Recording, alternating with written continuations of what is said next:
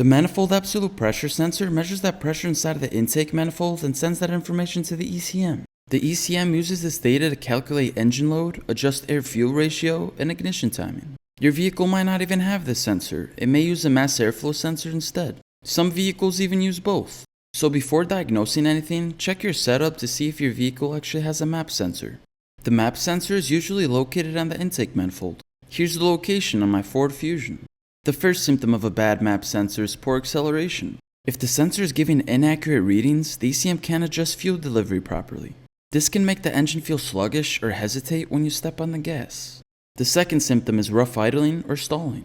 Incorrect pressure readings can cause the ECM to inject too much or too little fuel at idle. This can lead to the engine shaking, surging, or stalling when stopped. The third symptom is black smoke coming from the exhaust. If the MAP sensor falsely reads low pressure or high vacuum, the ECM may dump extra fuel into the engine, creating a false rich condition. This creates black smoke coming out of the exhaust. The fourth symptom is poor fuel economy. If the ECM is constantly adjusting for incorrect sensor data, the engine may run rich more often than it should, wasting more fuel over time. The fifth symptom is hard starting or no start. If the sensor fails completely, the ECM won't be able to calculate how much fuel the engine needs to start, leading to long cranks or the engine not starting at all.